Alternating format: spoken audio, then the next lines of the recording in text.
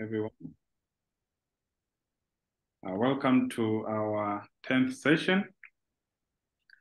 Today we are having a very special session as we host our Executive Director, the Benjamin Mkapa Hospital. Despite his busy and demanding schedules, he took his extra time. Perhaps he would, this is the only time that he could take to rest, but he decided that to show us support, to join us and to teach us and share the knowledge with us. So for this, we can't thank you. We can't thank you enough. Therefore, I would like to welcome our director, Dr. Alphonse Tandika, to directly start this session. And remember, we will have, at the end of this session, we will have questions, comments, and also answers. And if you won't be able to speak up your question and comments, you can type them in the chat box and I'll read them at the end for the presenter to respond. Welcome, Director. Thank you very much, Dr. Z. It's my pleasure to make this presentation today to you. And as we had planned to do it last week, but unfortunately I could not make it because of some other commitments. That's why you can see the date is still the same of last week. But I'm really so pleased really to be a presenter today. So I will be presenting to you just an introduction to qualitative research because it's really need more time and you cannot just cover everything in qualitative research just in 1 hour. So I'll just give you an overview of what qualitative research is and the importance of doing a qualitative research in a contemporary world. So that's what I will really be focusing on much. So maybe going forward in other days, we might get some more time also to dwell much on the details of qualitative research if time will allow and if I get another chance to do that. So basically, the presentation will be based on those subheadings and we'll cover the introduction, the qualitative research cycle, the differences between the qualitative and the quantitative research, some terminologies which are used in the qualitative research, the paradigms, of course, is also part of the terminologies, sampling, how sampling is done in qualitative research and how data is collected. I will stop there for today, but another time, probably if you have time, we'll look at the how we analyze qualitative data and report writing in qualitative research, and also a framework in qualitative research. So basically today, the last three, I won't touch them. I'll just end up the data collection. And as we move forward in other sessions, probably if I get time, I will discuss the three which I'm leaving out.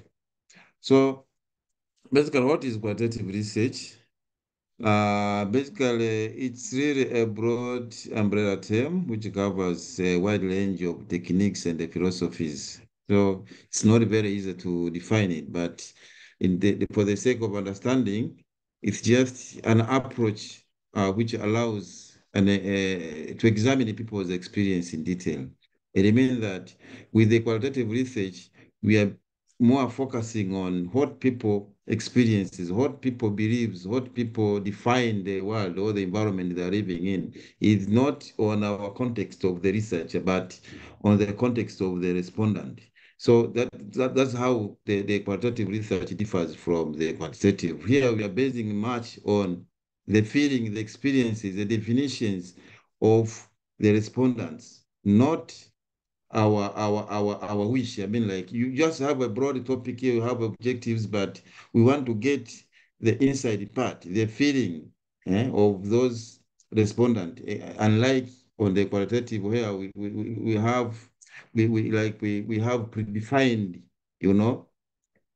questions or or something which you really you have got your I mean, you determine the information you want to get from the respondent. Like you don't give them the freedom to express everything they have in their in their perception. So basically, qualitative, it's about people's experience, beliefs, such kind of things.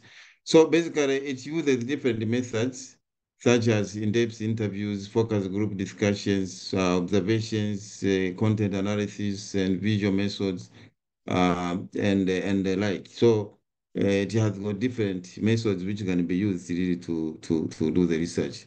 And it really allows the researcher to identify issues from the perspective of the study participants I have just mentioned.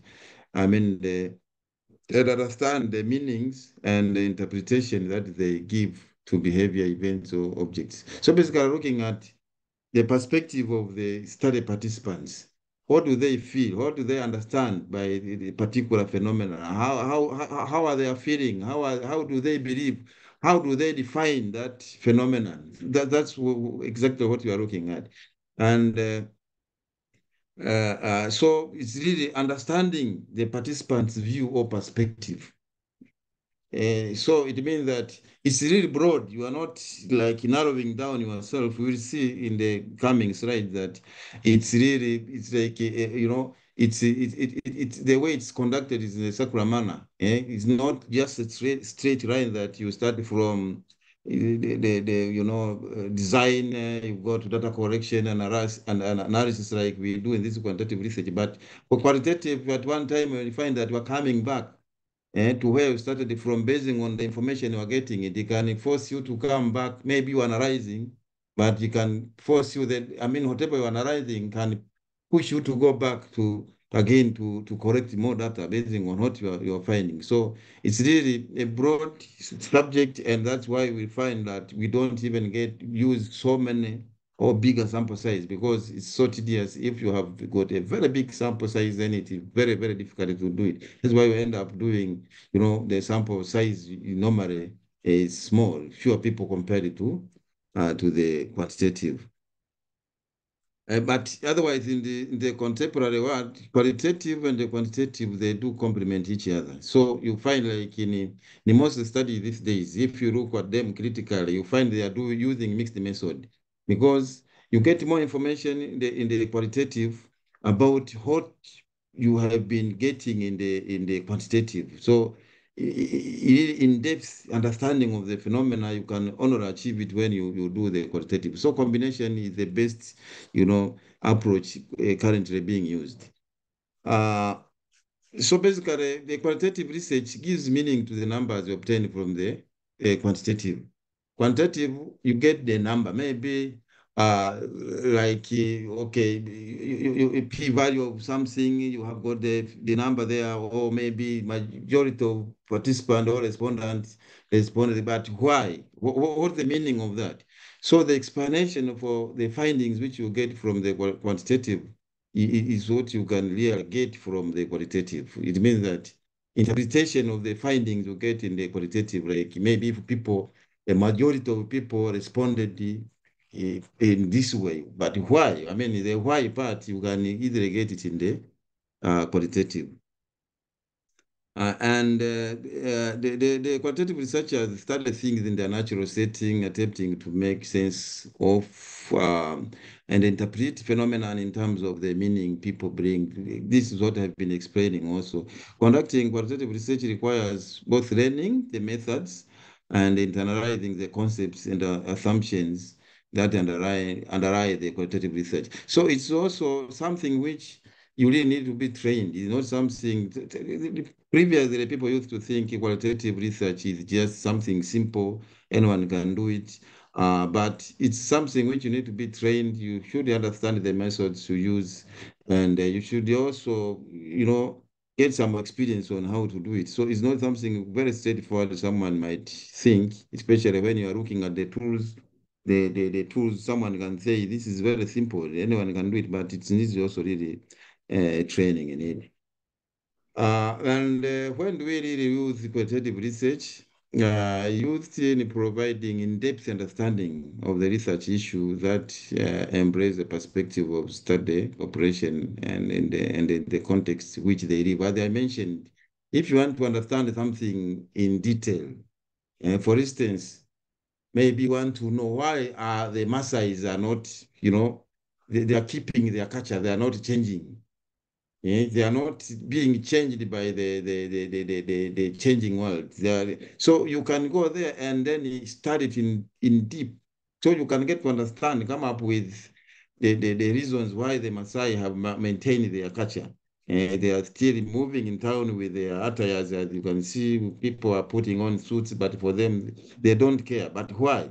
So if you want to understand things, I mean, like culture or beliefs in depth, the best approach is to use the qualitative research, but also it's really useful in exploring new topics or understanding complex issues uh, and explaining people's beliefs and behavior. They have been saying an example of the Maasai. So basically, if there is something new, you are not aware of it, it has not been studied, you have no idea about it, the best approach is to use a qualitative research. And really, it's most suitable addressing the why question. If you want to explain thing why that thing happen, and if you want to also understand the how part, so the best approach or the best research method is the qualitative. You want really to understand why does that, as I explained, why do the Maasais don't change? You want to know the why part. Basically, use the qualitative research. And if you want to examine sensitive topics, the qualitative research is the most preferred. For instance, you are studying maybe something like maybe prostitutes. Maybe you want to know why do I mean ladies go into the streets and sell themselves. That is a sensitive topic. You cannot use this quantitative. Rather, it's better to use a qualitative because it really builds rapport and making that person comfortable and be able to disclose the information. Because you might not even be able to if you are using a quantitative, you might not be even able to access them because even accessing them, I mean, the process of getting accessing them will be in the methodology there. There's one type of sampling which technique which is commonly used in qualitative. It can help you get them easily rather than using quantitative research procedures. So basically, when you've got a very sensitive topic you want to research, it's better to use qualitative. So basically, qualitative research, it is in a circular manner, and it has three cycles, which the first one is the design cycle, and the data collection cycle, and the last one is the analytical cycle. Basically, like the way we do in the quantitative, the design part, the methodology, and with methodology plus the analytical part. For them, in the qualitative research, also the same process, but it's just in the secular manner. As I explained earlier that you might begin collecting data, but eventually again go back to refine your sample population or your sample size. So it's not fixed, it's not a straight line like you would do in a quantitative. So, and even these components, the three components, themselves also are cyclic, as you will see in the next slide. So you can see the design cycle, its components, they are also, cyclic. Yeah, you start from the research question, you go to the literature and the theory, conceptual framework, and then selecting the. So it's back and forth. You can be at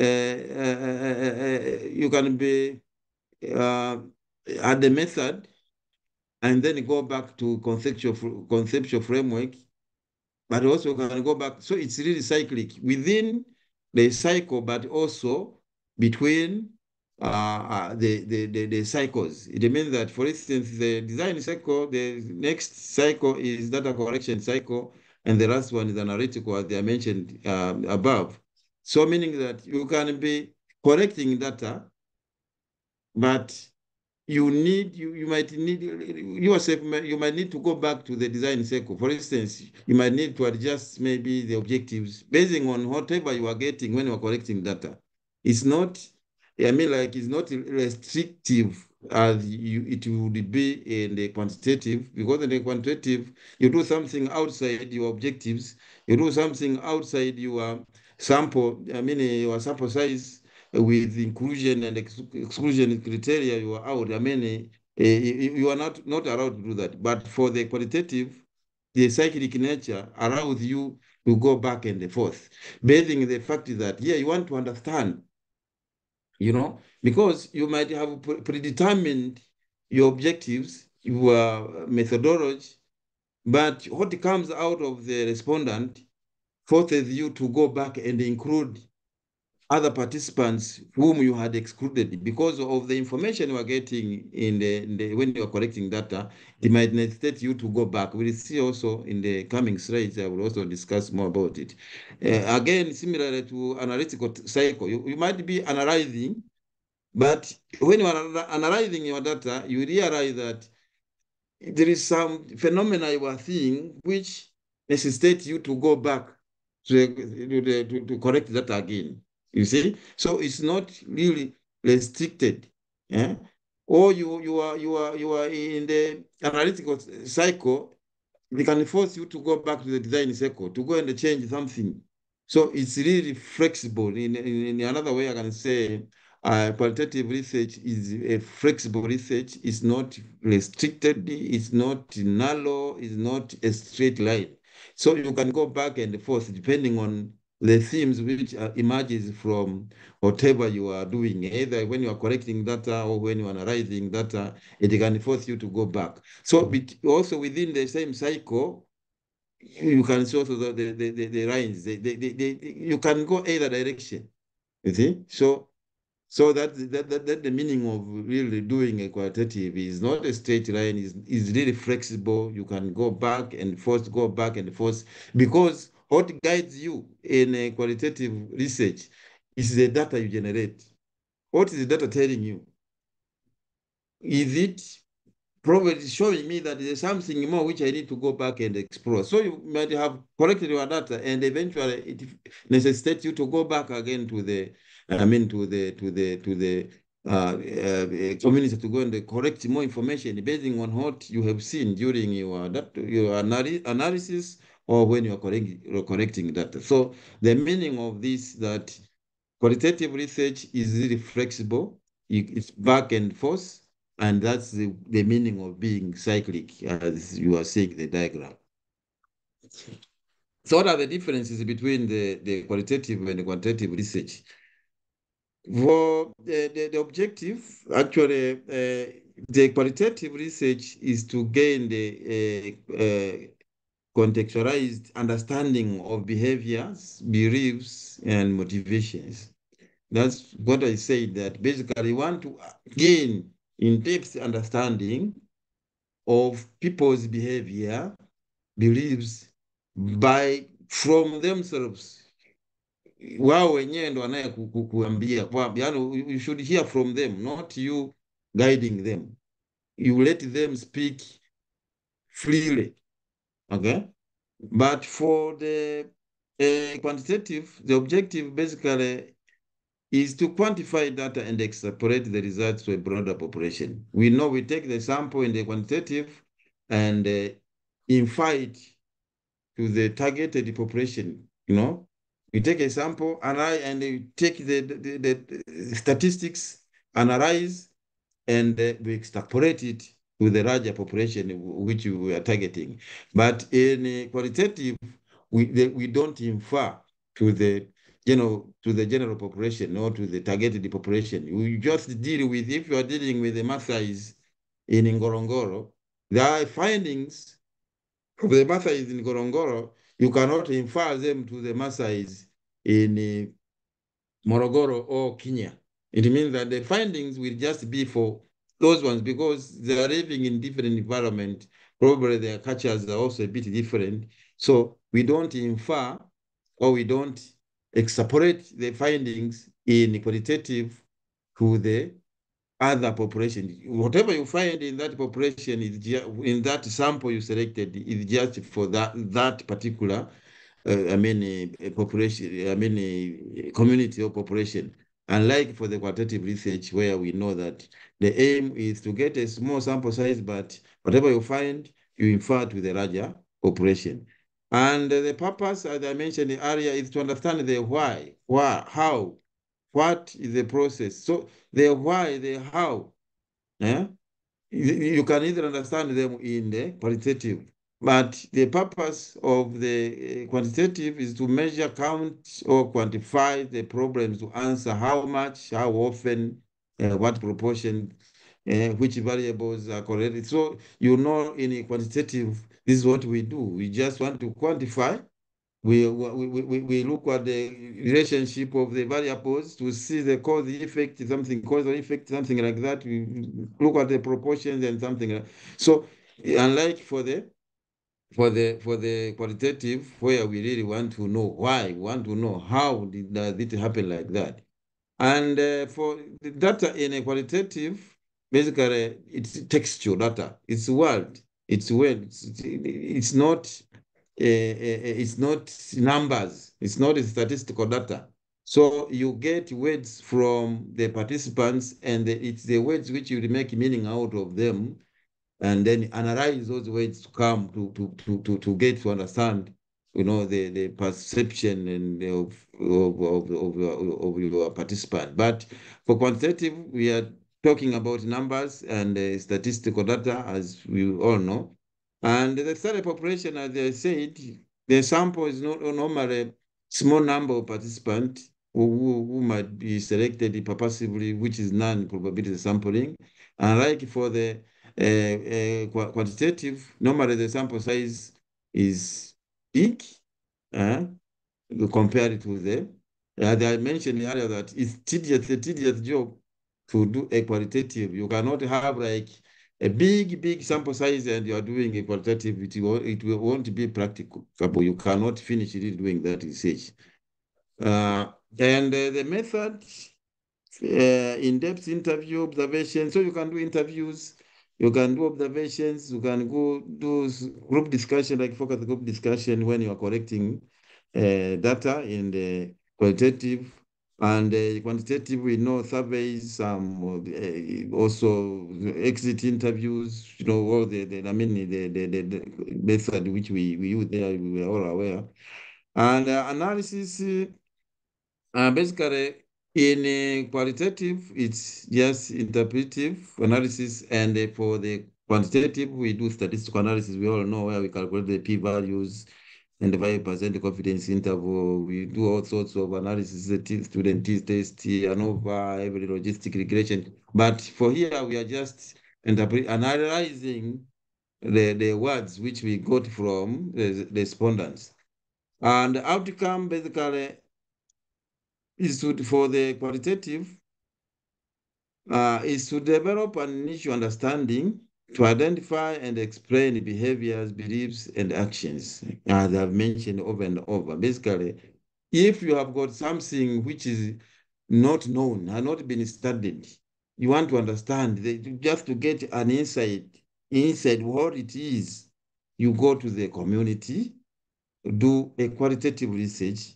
Probably from there, someone can pick and now go for the quantitative research. So at least there is some theory built, It's really theory building. When you want to build a theory, normally we start with the qualitative research.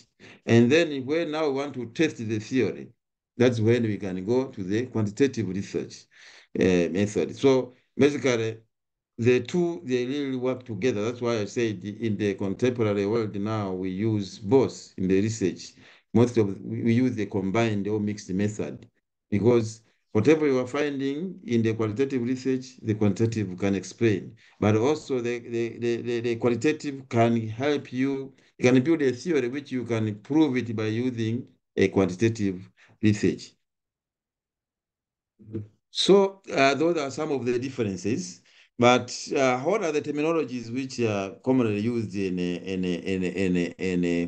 qualitative research? Basically, there are so many different terminologies. I've just listed a few of them.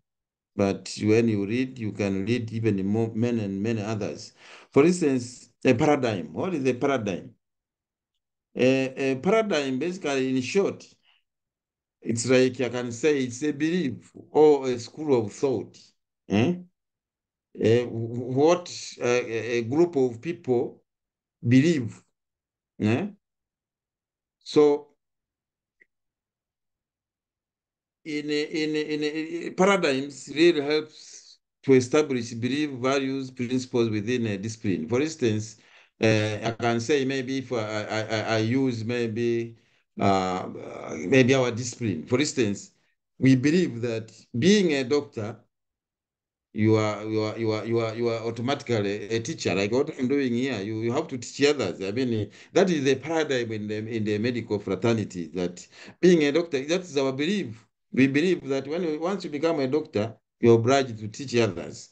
It's a belief. I mean, it is the principles within our profession. You see, so that is a paradigm. I mean, it's something which a group of this profession they believe. Or for instance, maybe if we go to teaching institution, initially they used to believe that lectures, putting students in a class and teaching them is the best way of transferring knowledge. You see, that's the paradigm. I mean, that's the belief. That's what they believe, that if you want to transfer knowledge, put students in class and then give lectures. But paradigms can shift, as you can see at that bullet, last bullet in this slide, that paradigms, belief can change. For instance, I remember when I was doing my undergraduate, we used to have a lot of lectures in the class. But later, the belief changed that rather than just using lectures in a class, they introduce something like problem solving, PBL learning. They give you problems, you go and solve them, and they believe that is the best way of. So that is the paradigm shifted from lectures to. So meaning that paradigms can also shift. The belief can shift. While you're in short paradigms, just like a school of thought or a belief a certain group of people believe. So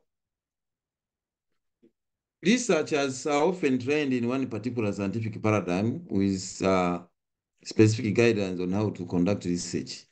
Meaning that, for instance, in the past years, people believed more on quantitative research, and they looked at qualitative as something which that is not really a scientific way of generating evidences or doing research. That is a paradigm. I mean, people were trained in that line and they believed that. Even now, I'm quite sure that still some people who believe that being a researcher, I mean, you can stand out and say, I'm a researcher if you are doing quantitative.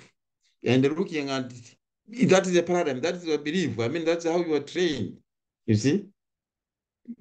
But the others now who are being trained in the quantitative part, they also believe they are the best. I mean, it's a belief. That's they think getting the inside part or the insight or the perception of the respondents is better than me going there with my questionnaire with, predefined questions and limiting myself with, inclusion, exclusion criteria, So it's a belief. So that's a paradigm. So now there are two types in research paradigms. I mean, the paradigms in research, we have got the interpretive paradigm, which basically is the hallmark about the qualitative research. This is the foundation of the qualitative research. So interpretive paradigm is all about the qualitative research. This is the belief. This is the school of thought or people who believes in qualitative research. So it's an approach which seeks to understand people's lived experience from perspective of people themselves, as they have mentioned that. You want to really to hear from the people themselves, not guiding them, not like going there with a predetermined concept, but you want to get a concept from themselves. You go there with like, from ground zero, like you know nothing, but you want now to understand, to get something out of them. That is interpretative paradigm. And then you come and make meanings out of what they have given you. And this paradigm emerged during the 1970s as a reaction to positivism. Positivism, those are the people who believe on quantitative research. We see it down there. So basically, in the 90s, that's where now this paradigm came into practice after really showing that the qualitative research is also important. It cannot be ignored. So the second paradigm in research is the positivist, and these are the one who believes that that research is really a scientific approach, and the emphasis is on measurement of social issues. This is where now the qualitative or the quantitative research base, they believe in measurement. That's why I want to measure the you have variables and you're going to measure them and determine the p-value, the 95% confidence interval. So they believe that that whatever you say should be proved scientifically by numbers, by values. These are the positivist paradigm. So you can also judge yourself. Are you a positivist or interpretive? So you can group yourself or both. So basically, they assume the reality consists of facts and that researchers can observe and measure reality that I have mentioned. That's why they deal with numbers. They measure. They go there, collect the information, and they transfer it through numbers and analyze the numbers and come with the conclusion. It's basis, as I said, these are the qualitative research believer. I mean, quantitative research believer. They believe in numbers. So this is a base for qualitative research. And they don't acknowledge perceptions because there are no numbers in the perception. You just want to hear people, what are people saying, and then for them, they don't believe in people's perception.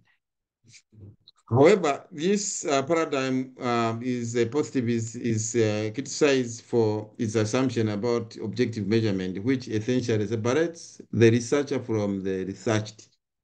Because you are going there with your predetermined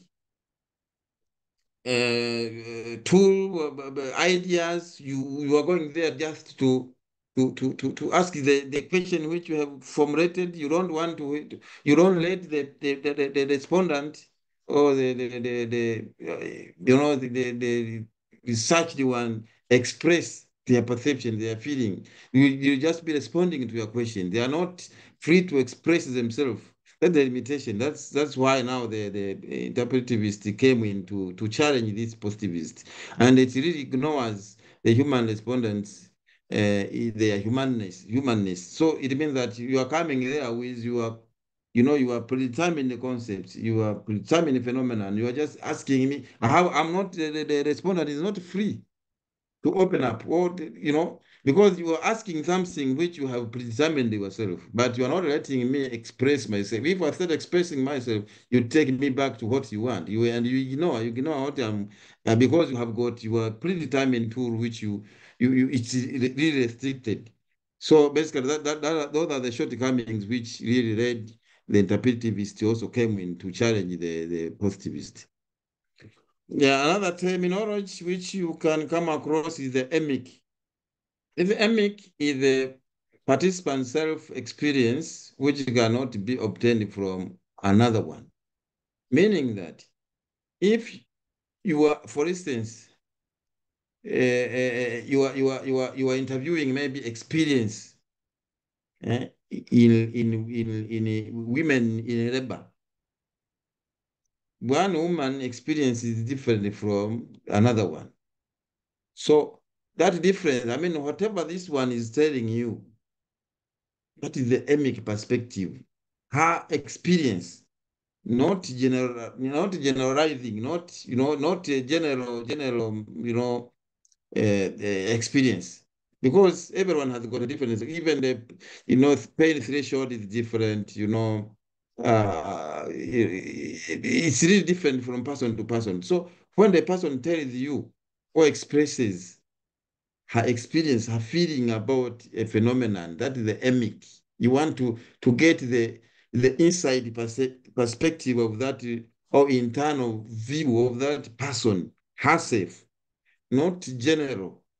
That is the emic perspective. And this is the basis really of qualitative research. Qualitative research, you want to get the emic perspective, the inside, you know, point of view of the respondents, not generalizing, not saying, for instance, if someone may be, or like if for those who read the Bible, Jesus asked the people, I mean, like, how do people talk about me? You see, that is how are other people, and but how about you? What do you talk about me? How do you think who I am? That who, how about you? Who do you think what I am? That is the emic. But other people, that is not emic, is something else. It's ethic, you see. So the emic is that is the inside or internal point of view, your expression. How do you express? How do you feel? You are feeling, yourself, not generally. So the feeling of one respondent or one person could be on the same phenomenon. It could be different from another one. So no generalization. So for the qualitative research, basically it deals most in getting the emic perspective. When you are doing a focus group discussion, you are doing a in-depth interview, you want to get the emic, or you are doing a key informant interview, you want to get the emic, the perspective of that person you are interviewing, not generalizing. So I repeat, emic is a base or the integral component of the qualitative research. When you are doing it, you want to get that emic perspective. Otherwise, another term is ethic. Ethic now is like when you are conducting the quantitative research, basically is the outsider's perspective. Watu wengine wanasemaje kuhusiana na mimi? Jesus has asked. That is the ethic. Outsider's perspective. What are other people talking about me or about? But how about you? About you, that is the image, you yourself, your perspective, your, you know, yeah. So ethic is the opposite of emic, meaning that outside. For instance, when you are doing conducting a qualitative, basically, yeah, I mean, quantitative, basically, you are ethic. Yeah? It's your, your ethic to the respondent. That is your outside, it's outsider's perspective or researcher perspective or opinion or beliefs. It's not from within the respondent. Another term is subjectivity, which refers to the potential influence of the research on the research setting or data generated in the study. Subjectivity is just being subjective. People have got different feelings, different taste, opinion, knowledge.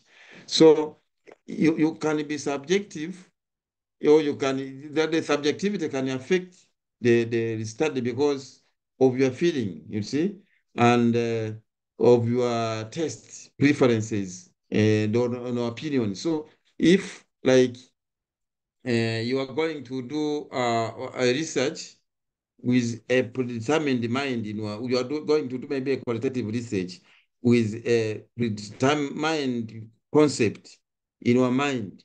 Basically, that will affect even the question how you will be asking. For instance, uh, you are going to do a research in the Maasai community, but you have got your own experience, your own feeling about the Maasai.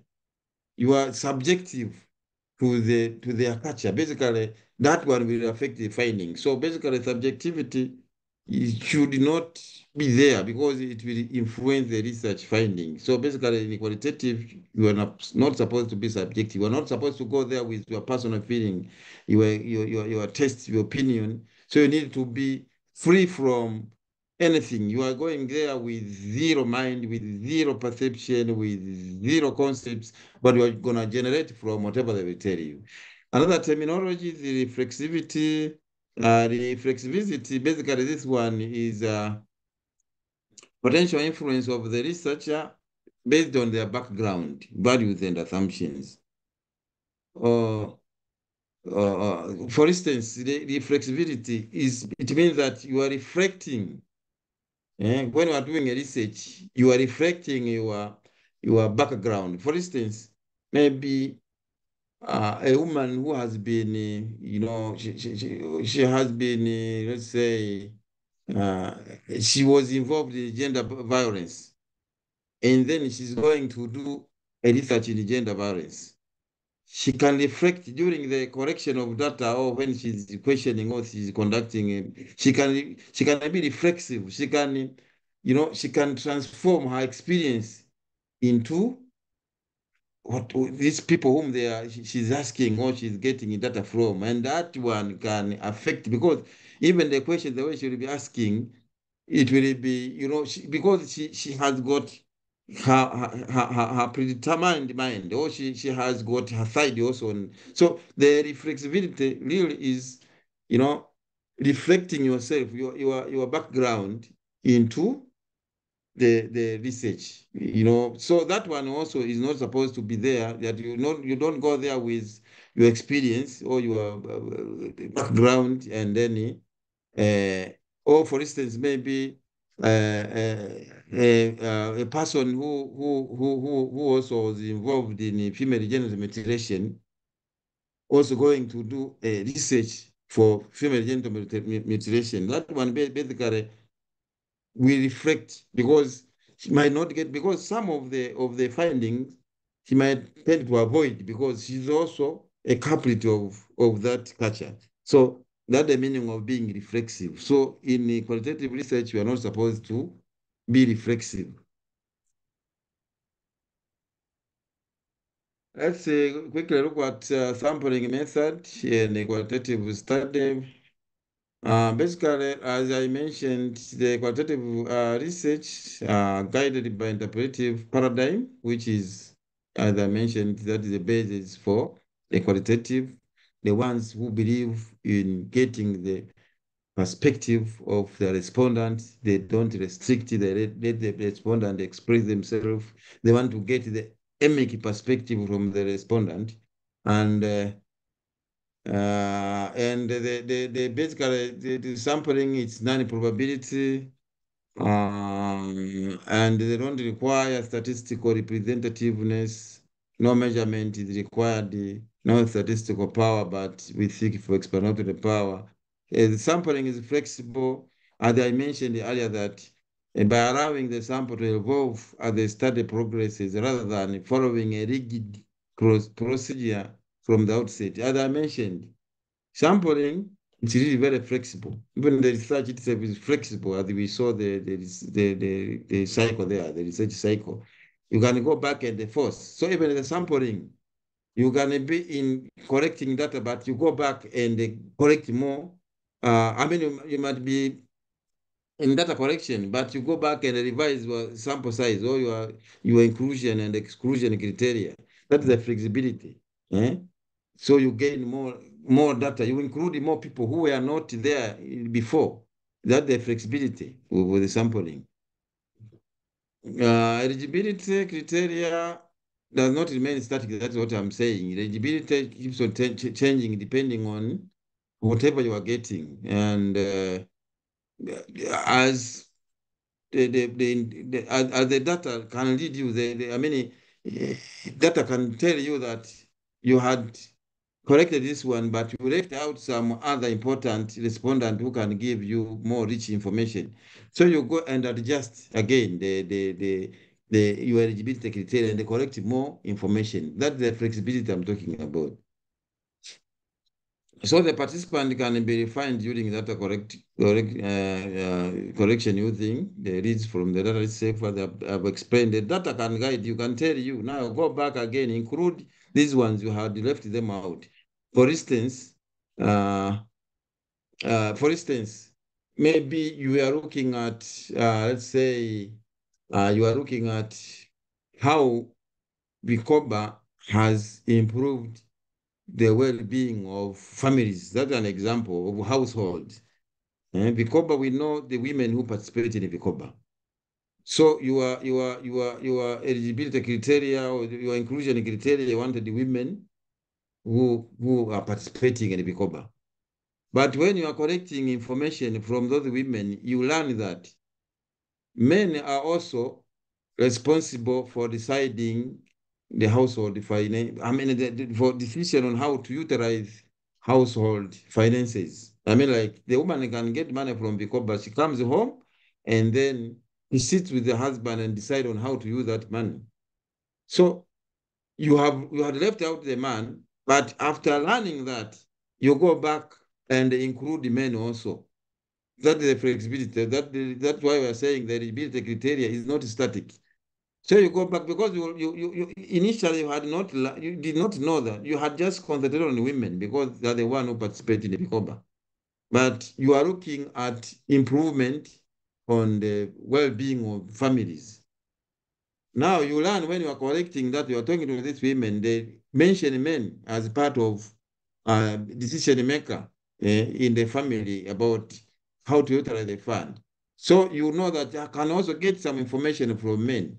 So you go back and include them and interview them. That the flexibility and the eligibility criteria not being static. That's what it means.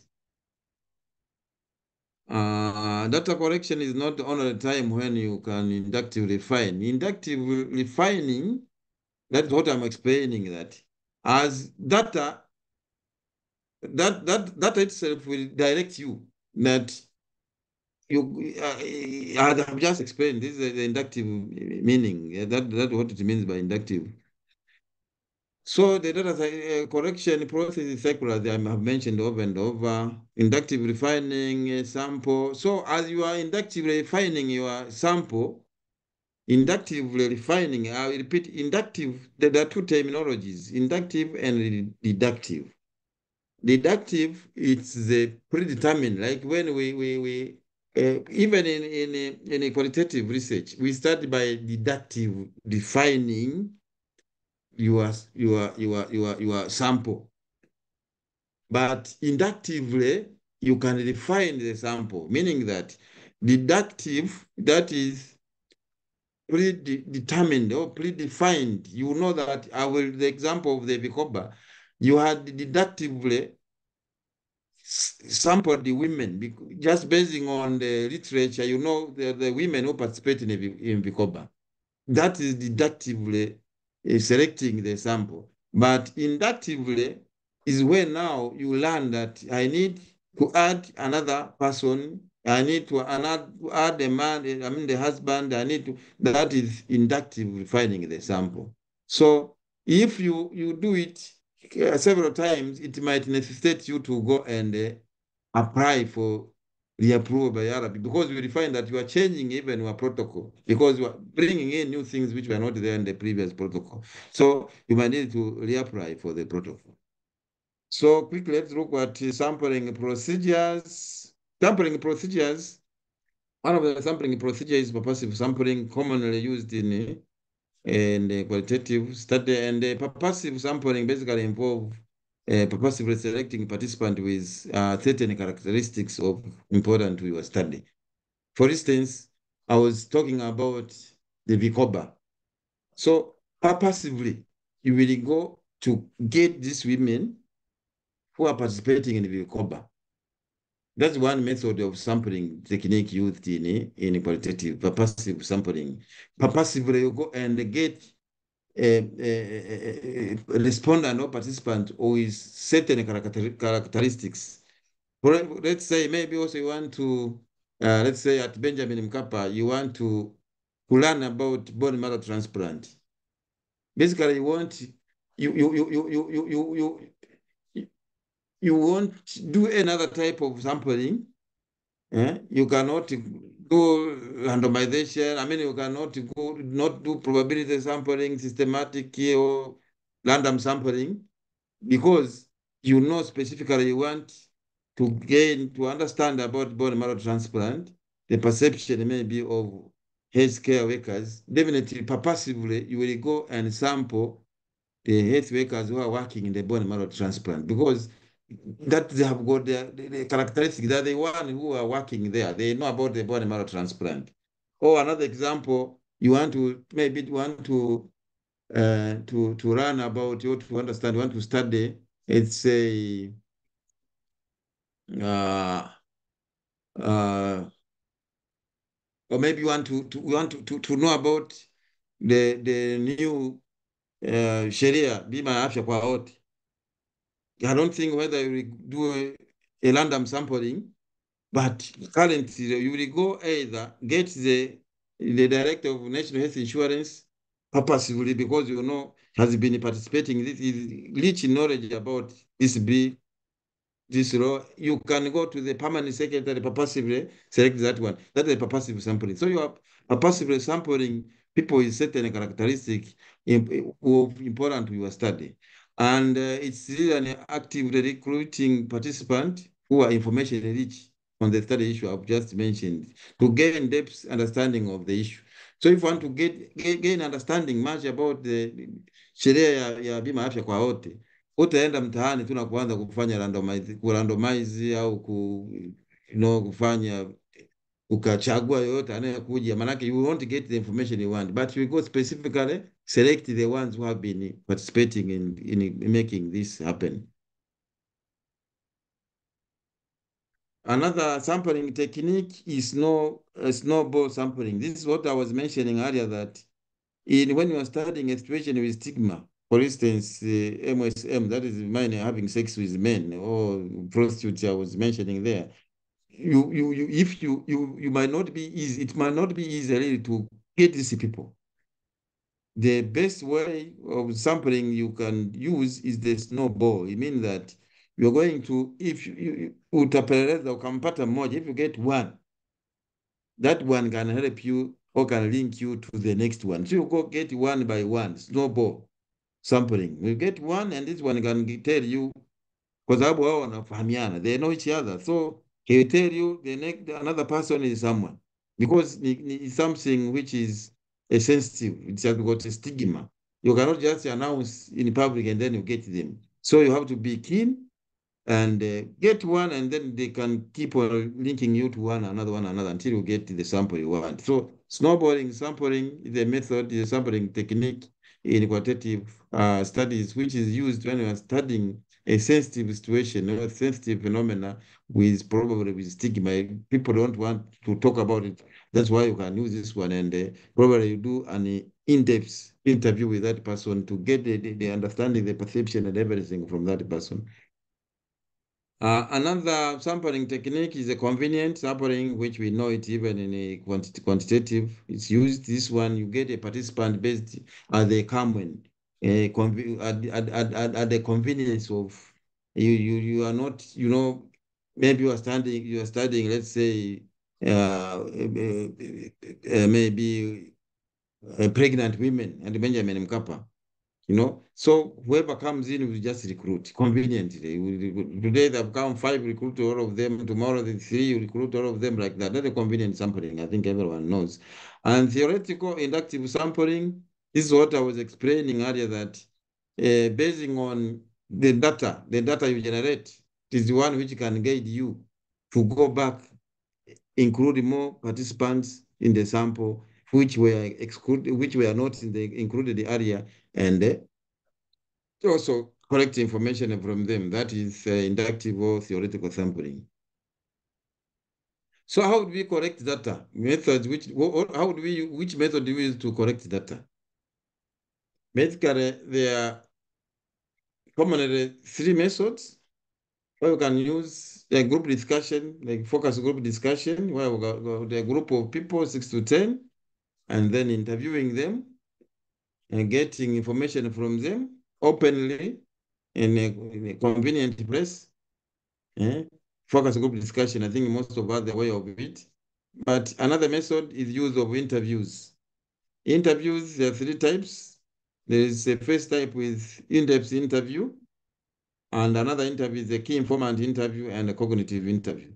And the third method is observation. You can collect data by just observing. You go there to the community, you observe what they are doing, and you collect information from that community. Maybe you are studying the behavior or culture or or perception of a particular community. You go there and observe and collect the information you want. So these are three different ways of collecting information. For the first one, focus group discussion. Basically, it's a discussion 1 to 2 hours led by moderator in a small groups of respondents 6 to 10, and talk about the topic of interest. So you are discussing, asking one after another. They are freely expressing themselves. Eh? Talking about the topic. Maybe you want you're asking them about, for instance, at Benjamin Mkapa, you can conduct a focus group discussion of, we want to know their perception about customer care at Benjamin Mkapa. So you get a group of people of similar characteristics, maybe age-wise, gender-wise, and put them together and ask them. They start narrating to you as you are recording and jotting down whatever they're telling you. So that's the focus group focus group discussion. And the trained moderator leads the discussion and encourage participants to reveal the underlying opinion, as I've said, attitude and reasons for problem being studied. So that's the focus group discussion, and the discussion is recorded and analyzed to identify key themes and issues. The participants should share similar characteristics, as they say, the age, gender, type of work. You should not mix children with adults. Sometimes you need to separate males and female, conduct the group of female alone, male alone, age-wise also, as I've said. Yeah, so, and you should not mix, for instance, you are conducting a focus group discussion, you have got this a university level person who is standard 7, and so the response might be different, but also this guy who seems to be more around than the other can suppress these others to express freely. A location should be convenient to participants, and the participants should really feel comfortable.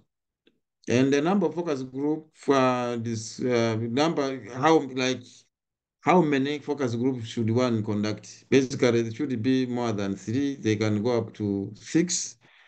And you can only stop when the saturation has reached. The meaning of saturation means that you are not getting new information. You reach a point now, the information you are getting, they start repeating. They tell you the same thing. So you have to stop there because there's no need of continuing because you're not getting new information. So at least there should be more than 3, up to 6.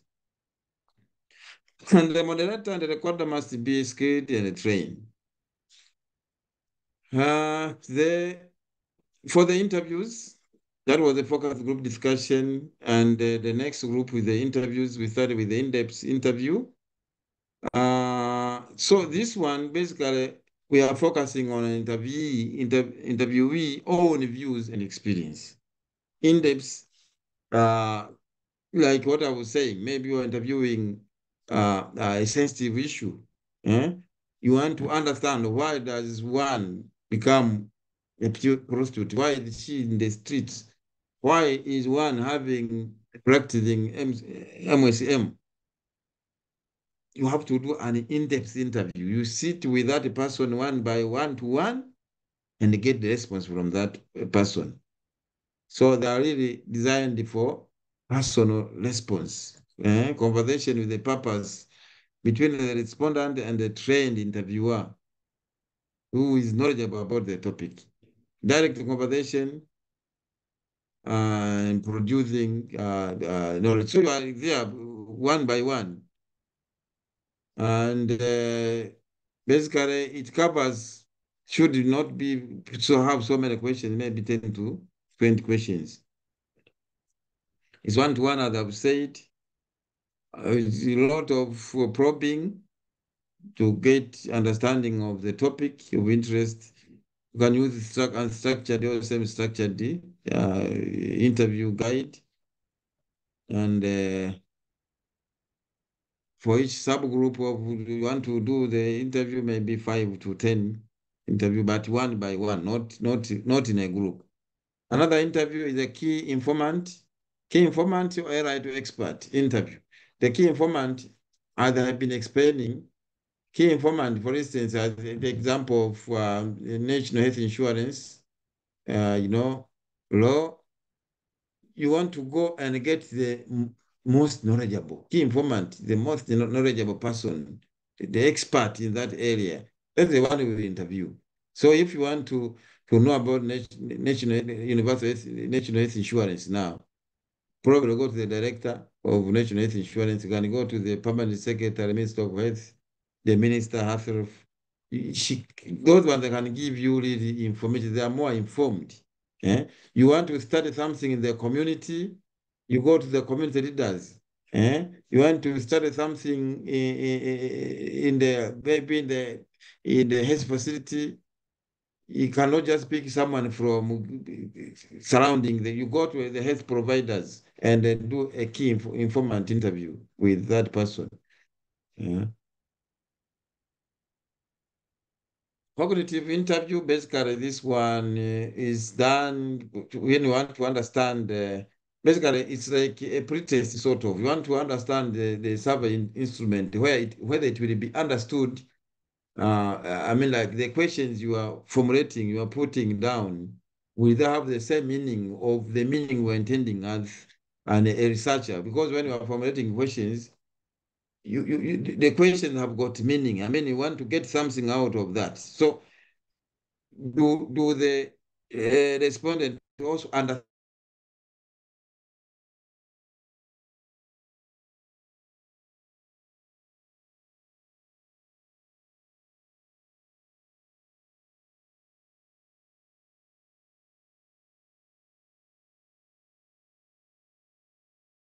as I mentioned, that you might need to study probably a specific, community. Maybe you just want to understand their beliefs. I mean, their perception in some particular phenomenon, and you can just use an observation as a way of correcting data.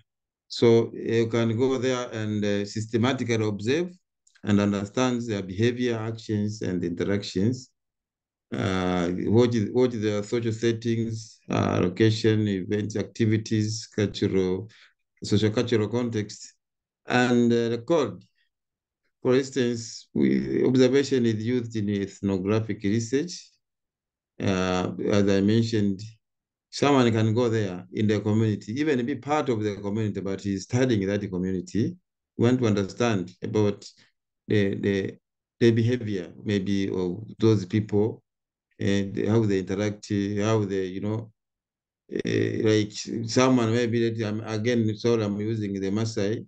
Someone can go there in the Maasai, live with them, dress the way they're dressing, they behave like the way, but he's studying them and correcting information. So observation is also another way of gathering data in a qualitative research. And there are four levels of observation: the passive participant or the participation. Why you go there, but you don't participate in the activities. We're just watching them, looking at them, how they are living, and you jot down the information you want. But you can also participate moderately in that, in their daily activities. So be active,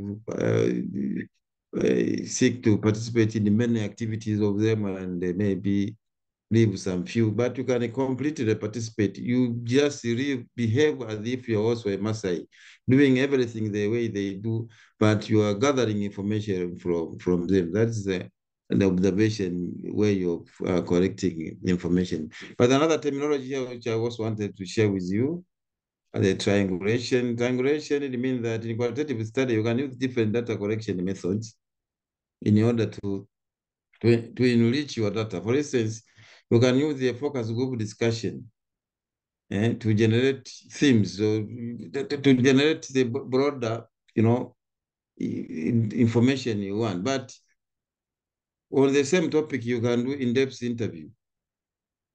And you go one by one and you are triangulating now. You want to see what you collected from this method. Okay, is it, I'm also getting the same from this other method I'm using, or the key informant interview or the observation. So you can do triangulation. Triangulation is also another way of I mean, of ensuring validity of your or quality of your data, of your research. So you can just not just rely on one method, but you can use the focus group discussion but also to triangulate with another method to see whether you are getting the same. See, so that's important. Terminology I also wanted to share. You'll be seeing it a lot when you are discussing qualitative research. Triangulation, saturation, we hear a lot about them. So it's important to know that triangulation means that using another method, you can triangulate even with the literature. You know, whatever you are seeing, you can triangulate it. You can see what the literature is saying, and then you can also, make it strength of your finding by doing that. So basically, this is the last slide. The tools to use, the focus group guide or schedule, interview guide, or an observation. They just come from the method I mentioned above. But this, as I said earlier, is basically an introduction. And probably as time goes on, we can go in detail. But also, like the last speaker, I found him talking about the expertise. Really, it needs a lot of expertise to do a qualitative research. There are people who are very, very experienced.